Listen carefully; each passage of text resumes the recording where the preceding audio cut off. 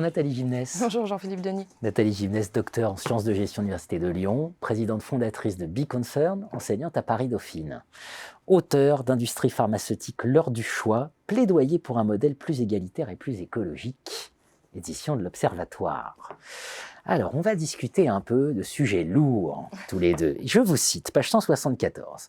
Il s'agit pour eux, donc les laboratoires pharmaceutiques, de renouer avec leur rôle premier d'entrepreneur et de décider de sortir d'un modèle de développement promu par la financiarisation qui les pousse à se concentrer sur la différenciation du produit et justifier des marges plus élevées. C'est quoi cette financiarisation de l'industrie pharmaceutique ? Comment on doit la comprendre ? Oui, c'est le modèle économique, on va dire pharmaceutique, tel qu'il s'est construit avec un capitalisme pharmaceutique qui le finance et qui l'encourage. En fait, ce que j'essayais de... Si vous voulez, aujourd'hui, l'accès au traitement, à des médicaments, on veut dire, dépend de négociations basées sur des modèles économiques assez traditionnels. C'est-à-dire on négocie des volumes avec des prix, dans une logique, vous voyez, de consommation de produits.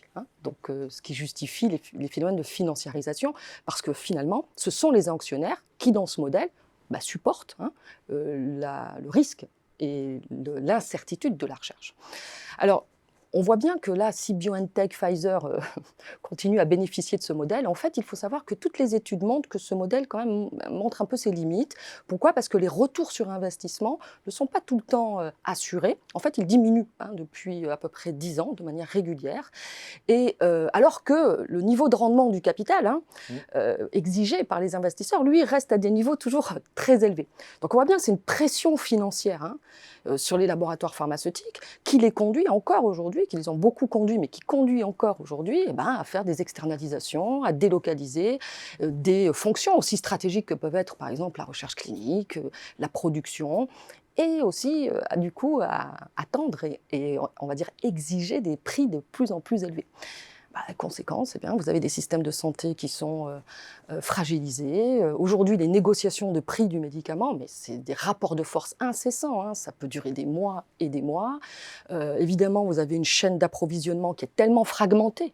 Du coup, aujourd'hui, vous avez des tensions d'approvisionnement qui ne cessent d'augmenter. On voit avec les risques de rupture de stock. Enfin voilà, donc c'est un capitalisme pharmaceutique qui aujourd'hui est responsable de la défiance de ce secteur.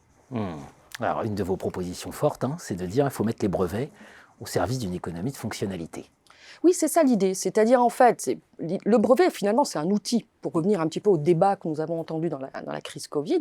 Et en fait, ce qui pose problème, c'est que là, les brevets sont au service de ce capitalisme-là. Mais si on le met au service d'un capitalisme qui finalement est au service de la finalité, de l'utilité sociétale des activités des entreprises, alors là, ça peut changer. Donc, le modèle économique de la fonctionnalité le permet, puisque là, on va permettre de valoriser l'impact des innovations.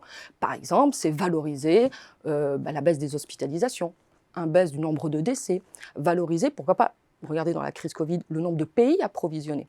Vous voyez, donc là, on aurait eu une logique différente d'un modèle économique.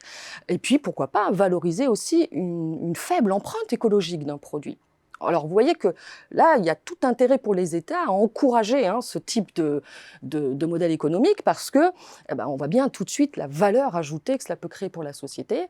Et pour qu'ils puissent favoriser ce type de modèle économique, il faut qu'eux endossent un rôle un petit peu plus entrepreneurial. Quand je dis eux, c'est les États.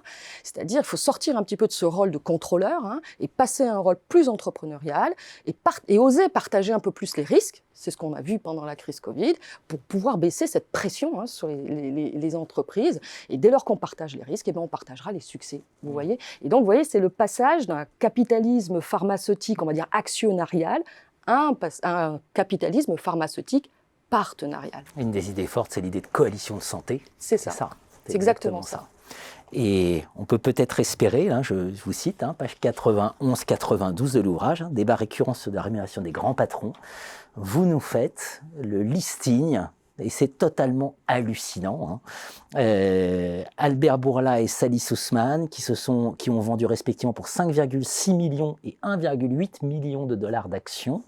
Voilà, quand le cours de l'entreprise a grimpé de 7% de Pfizer. Voilà, Oui, c'est des modèles qui sont institués, en fait. Hein, dès lors que voilà, c'est le marché, la financiarisation de l'industrie pharmaceutique. Alors, encore une fois, hein, elle a apporté de la valeur, mais on voit bien qu'aujourd'hui, ça ne répond plus aux attentes de la société et qu'il faut passer à un capitalisme plus partenarial, public-privé. On espère que le patron de Novavax, qui a vendu pour 4,2 millions de dollars le 18 août, un peu plus d'un mois après l'annonce d'un financement public de 1,6 milliard, quand l'action a grimpé de 3580%, ne pourra pas faire la même chose dans le futur. Écoutez, attendons de voir. Moins. On espère. Merci Nathalie. Je vous en prie.